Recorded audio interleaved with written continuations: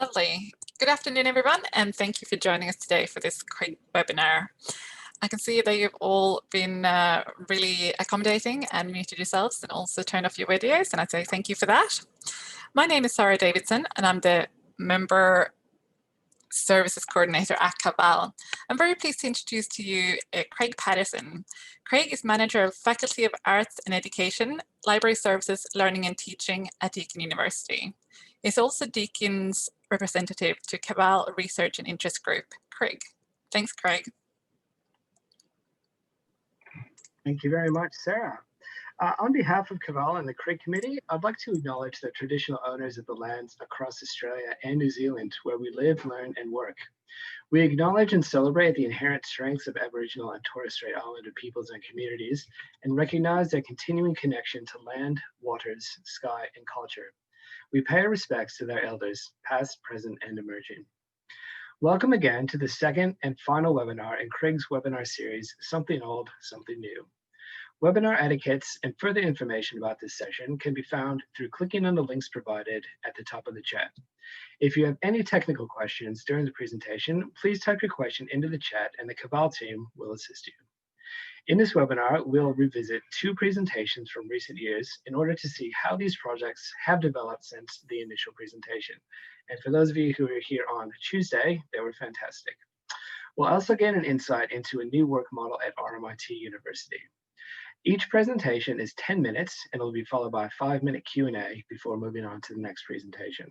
Our next presenter is Jennifer Murphy from Victoria University, where she is Educational Services and Special Collections Librarian. Jennifer will tell us about the further development of VU's block model. Thank you, Jennifer.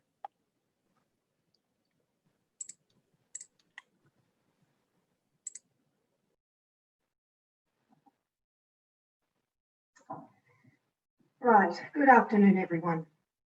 I acknowledge the ancestors, elders, and families of the Kulin Nation who are the traditional owners of Victoria University land in Melbourne, and also acknowledge all traditional owners of country throughout Victoria and pay respects to their culture, elders past, present, and future.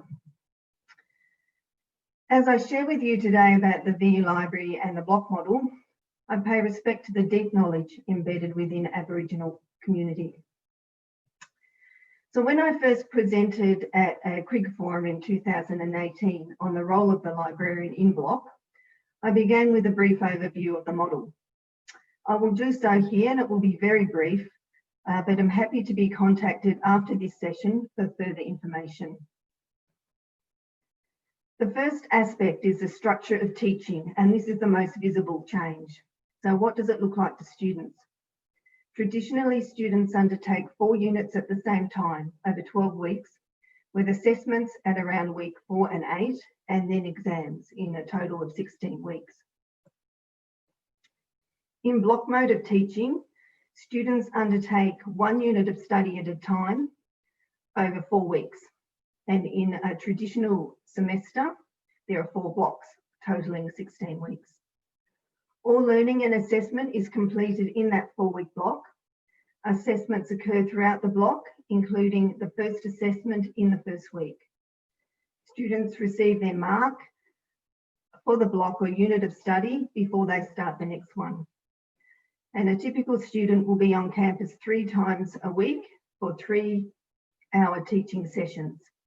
And there's additional time for lab classes, etc., depending on the course.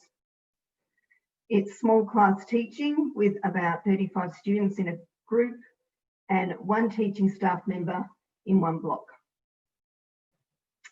So the curriculum is designed around specific principles, and there's a few of them listed here.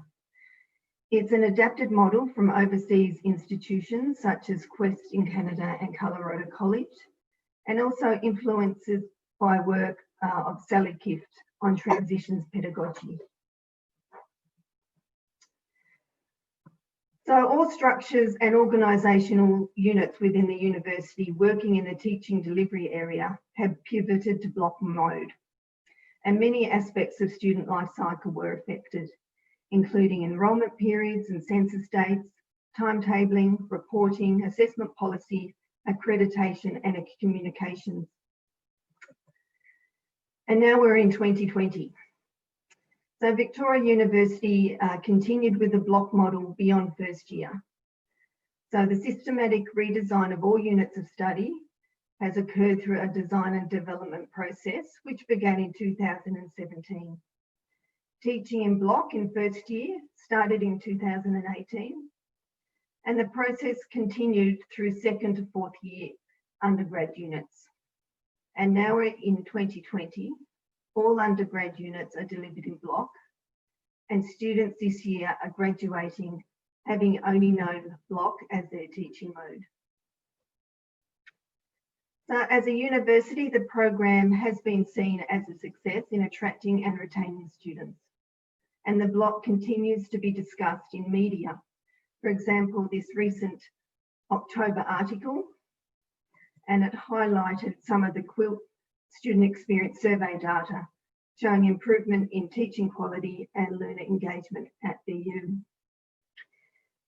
And just hot off the press, the VC announced this morning that VU has just been re-registered with TEXA for 7 years. And that's another acknowledgement of the block model. So the decision has been made to continue with the block model into postgraduate teaching beginning next year. And this is a screenshot of the VU website now. So we've got the 4-week mode as previously described, the 7-week mode, which relates to an existing program, a VU online program, and that's areas of business administration, finance, and nursing, and those courses are fully online. And then there's also the 8-week mode. And this option was taken up by the colleges or faculties or schools of business and engineering and science. And in 8-week mode, full-time students will study 2 units over 8 weeks. And there's a part-time option of 1 unit over the same 8 weeks. So the library and the VU block. So when I consider what the greatest difference the VU block has made to scholarly information services team at VU, and they are where I work and all the discipline librarians work, it's a thought that librarians have become fully embedded in learning and teaching across all disciplines. It feels like we are no longer looking in from outside. We are working with staff and students from within in unit design processes and ongoing through the learning management system. We work with teaching staff directly in the design and development process of units and form ongoing relationships. Our role includes a provision of resource options and suggestions of discipline-based learning objects for academic inquiry skill development. Reading list software and student access to material at their point of need is discussed. And it's good to see that copyright and licensing is seen in a bit more higher regard now as it's part of this process. Our work in this process and the design teams has matured over the couple of years, and our confidence and knowledge of unit design, block principles and university processes has also grown. And we are seen as valuable members in this design process. As part of the project, the university sought support from outside the central learning and teaching team for suitable staff to work in learning designer roles. 3 librarians from our team have worked as part-time learning designers, and the central team would certainly accept further librarian support. Some of the activities these librarians perform on a regular basis under the guidance of a lead learning designer are the design of sustainable, high-quality learning and assessment activities, setting up quizzes, creating question libraries, assessment rubrics and gradebooks, developing interactive learning objects to engage students with content, and working with academics to help them build their skills in curriculum design and using digital tools. So my observations. While it's been great to support other areas of the organisation, this arrangement does take capacity away from the library and its impact on other areas in learning and teaching and research support. Another observation concerns content knowledge. In 2017, the design teams were aligned with discipline areas. As a project grew and new teams were added, the units being allocated to teams became less discipline specific. Allocation is timetabled by a central project team, taking into account availability of academic staff and when the unit is scheduled for teaching. We are not aware which units we'll be working on until they drop into our calendars. We have needed to become more knowledgeable of discipline-specific resources VU offers outside our discipline portfolios. For example, I know sports science, science and engineering resources quite well. Recently, I reached out to my business colleague regarding how to access case study notes from within one of our case study databases. And I'm pretty sure I just saw a couple of law units drop into my calendar as well. So when I think about gaining knowledge, it's very good in supporting student outcome, but this does take time. And we have needed to use all our formal and informal communication channels available to keep connections open with our library colleagues. And this is more difficult this year, of course, as we're working from home. The initial 2017 project has become a business as usual activity with a blocking of units extending into 2021. And while it's tiring and sometimes the strain is shown in the team, the VU block remains a major priority for the library. Being connected with a design team has been great. We have built firm working relationships and some friendships with learning designers and students as staff who provide support to the teams. It does feel like that we are working more with design team colleagues than library colleagues. And in a way, our focus is more outside the library than within. So my final thoughts. I know some might want to know a bit more details about the good, the bad and the ugly of involvement with the block model. And I suppose my response is this, that the VU Library has done well in providing support and lifting the profile of libraries and librarians at VU. And I think we have participated as any other university library would do so if you're invited into a centrally managed project. We responded positively to the opportunity and found our way forward in the project. We adjusted priorities to the changing VU agenda, with the VU block model now promoted as the VU way. But we've also kept the library focus in mind and what we consider important. And in the learning and teaching team, that includes things like providing students with opportunities to learn and enhance academic inquiry and digital literacy skills, and providing resources to the students' studies at their point of need through the learning management system. And as I continue with this project and consider what 2021 might have in store, I do find I need to refocus sometimes. And I do that by keeping these questions in mind. What is a student outcome? And how can I contribute to the learning and teaching agenda at Victoria University? Thank you. Back to you, Sarah. Yeah, thank you so much, Jennifer. That was great. And we've got a few questions for you already.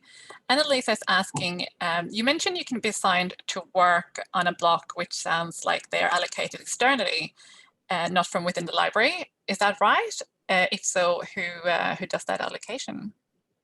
Yes, that is correct. The allocation is worked out by a central project management team. It's a block model project management team. Within the library, we have allocated a librarian to each of the teams. And at the moment, there are 10 teams. So we get the units of study which have been allocated to the particular design teams. Great, that makes sense. How do you organise, store and retrieve the learning objects that you created? We do have quite well organised workflows.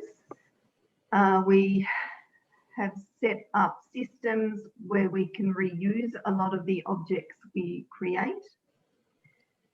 We share the content we create.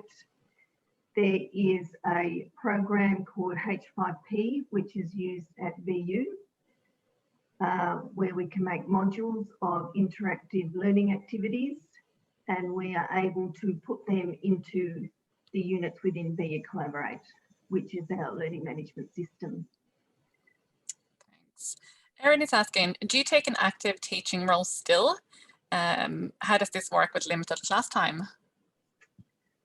Yes, I didn't get into that side of it in 10 minutes, but yes, the college librarians and support librarians in the discipline areas still have embedded classes, information literacy classes in the units, some units, and we also run more generic academic inquiry and digital literacy skill classes through our Learning Hub, which is a central academic support unit now at VU.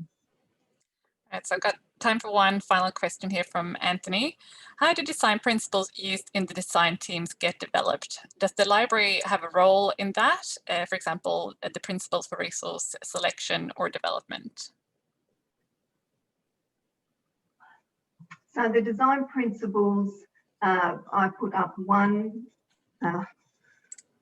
slide. There's about 4 slides worth of design principles, but it's all around interactive and engaging material for students.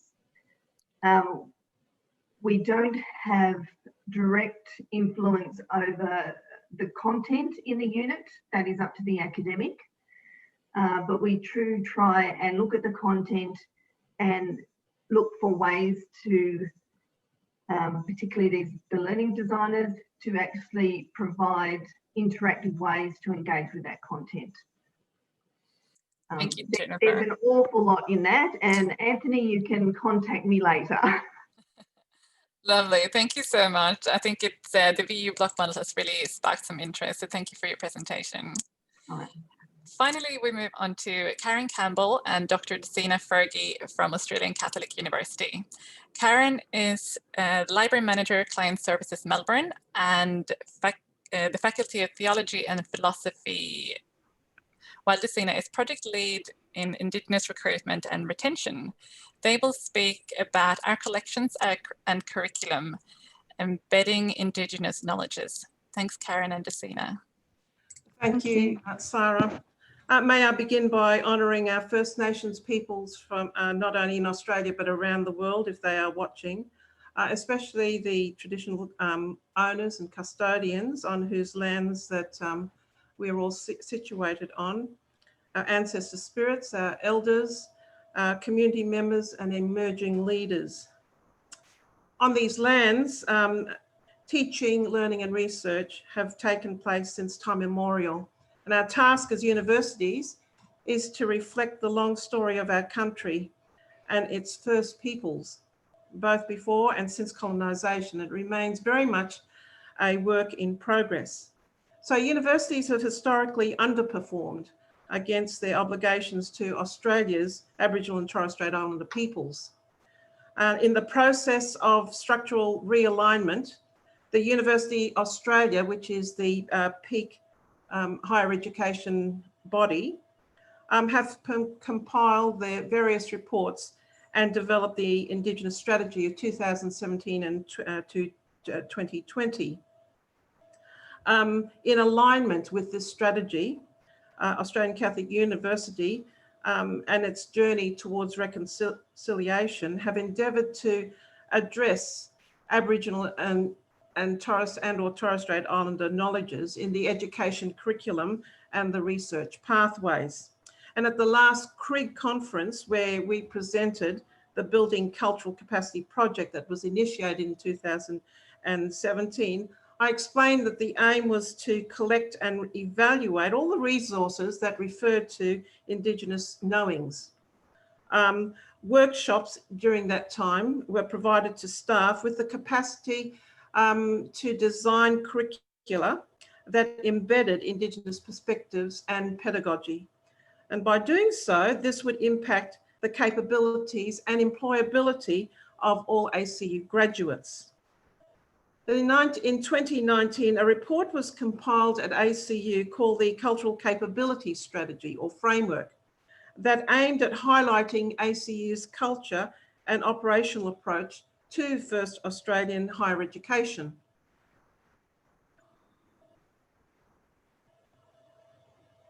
By taking a decolonising approach, it addressed this journey as a social justice issue rather than taking a deficit, close the gap approach.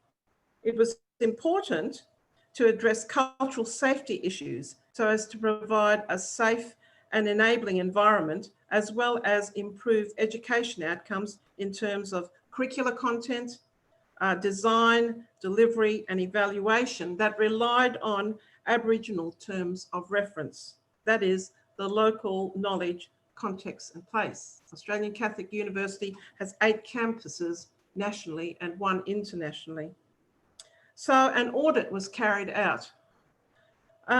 So to understand staff confidence, as this slide indicate, going forward, a confidence survey needed to be developed. We had some idea from the many workshops on curricular development that we had organised over the last 12 months that staff lacked confidence in embedding First Australian perspectives in their unit outlines.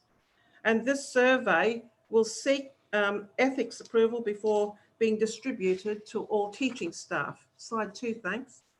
And by the end of 2019, we had audited all ACU unit outlines and available resources and placed them under various themes on the Learning and Teaching Centre website.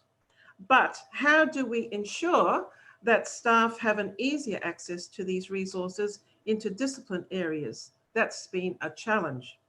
So we were shown by the library the EndNotes capacity initially, and since then have had further discussions with the library team on how best to progress, which Karen will explain. May I conclude that the next step in 2021, depending on funding and therefore staffing, we hope to further establish the program that coordinates the indigenisation of curricula and resources. Thank you, Karen. Thanks, Auntie Doseena. So the library has been supporting this project for the past 12 months, as Auntie Doseena said, and for the most part, we've been looking at our own resources before we move on to the ones that Auntie Doseena's team has been evaluating. So in the first 12 months, the purpose of our project was had twofold, and one was to ensure that our staff were familiar with the project, with the evaluation tool, and with our resources as well. And then the other purpose was to ensure accessibility, or to try and provide easy accessibility for academics to the resources to make that connection. So when we presented 12 months ago, we had just started this process, and we just started evaluating the books. We had consulted with Auntie Doseena's team, and we had identified 12 key criteria from the evaluation tool that we then applied to our titles. We did a title search, a keyword search through Alma Primo, and we came up with 5,371 titles that were around the topics and issues of Indigenous Australia. And staff on all 6 of our campuses were involved in the evaluation of these titles against the criteria to see if they were appropriate to be aligned with embedding into the embedding Indigenous knowings into the curriculum. And of all of those, only 1,229 print and 179 ebooks were found to be appropriate. And one of the main reasons for that small number is publication date. So anything published after 2000 showed a distinct difference in attitude. It was a real reflection of a change in attitude and perspective towards Indigenous Australia and the issues for Indigenous Australians. And then post 2009, again, you can see there's been a real change. So it's hoped, or I'd hope that now moving forward, that we're going to be able to find many more current items that are in alignment with the criteria, and we'll be able to increase the collection there. So after we had completed the evaluation, we then added a new collection through Alma Primo called Indigenous Knowings, so that, and put all of the titles into there, so that now a search can be run, filtered by the collection filter, and produce a list of hopefully appropriate and relevant resources for academics. So we're trying to connect the academics to the resources easily and directly. Some academics at ACU have started this process of embedding Indigenous knowings into their curriculum units, particularly in the health areas, and our librarians are working with those academics. I would say that we're not far enough along to be able to evaluate how helpful we've been or how much this is used, but I would hope that in about 12 months we can get some indication of how well used this is and any other changes that we may need to make or further developments. So really that's the project as it was on the library plan, that's the project completed. And now it has become operational, which I think is a big tick for the project, so that we've become into operations. And moving forward, so we will continue to add new resources to the collection by, as they come in, by using the criteria tool that we have developed with the key criteria, and also by aligning with a set of publishers that we also evaluated. We evaluated publisher websites using the evaluation tool and found 5 publishers that develop appropriate, or we think will be able to publish appropriate resources, which will make it a lot easier as we move forward into the evaluation. Ebooks were different because we have to just pull them out by doing a monthly search through Alma Primo and pull out appropriate titles, evaluate them, and then add them into the Indigenous Knowings collection. So all of our collection services staff have been trained to evaluate, use the publishing list, and add the books to the Indigenous Knowings collection. So that's how we'll be moving forward with the project, but we've also establishing a working group which will continue to oversee this part of the project, but also continue to work with Auntie Doseena's team on further developments, but also I think to search for other practices and developments that can help the libraries embrace the Indigenous communities, make the connections between Indigenous communities and our libraries, and also, of course, meet the strategic goal of the university to recognise and embed Aboriginal and Torres Strait Islander perspectives into our curriculum. I think there's a lot more work that we can do. This is just a very small slice of it, and we've just kind of opened the door. But we can do so much more, whether it's in Indigenous knowings, supporting Indigenous research, or decolonising our libraries. I think it's a really exciting space that we're in, and we're just beginning, and I think there's going to be a lot more developments that I'm looking forward to seeing all across Australia. Thank you. That's fantastic. It seems like you've come a really long way since you spoke to us 12 months ago. Maybe we'll have to have you back another time and see how it's progressing, I think. Jennifer's asking, how did you come up with the collection name Indigenous Knowings? Can you hear me? Yes. Yep. Oh, are you talking to Karen in terms of the library, how they put it, Indigenous Knowings? I suppose it's who came up with the name, or where did that come from? Was that from you, Doseena? Was it the library suggestion? No. It's just known amongst First Nations scholars in terms of Indigenous. Some people don't like the word Indigenous, but I think it's concise for library terminology, and that's why we use alternatives like First Nation, First Peoples, Aboriginal and/or Torres Strait Islanders. The knowings is our way, our perspective on seeing things. What do we know influences who we are and what we do. So knowing, being and doing is one way to describe our perspective in a nutshell. Thank you.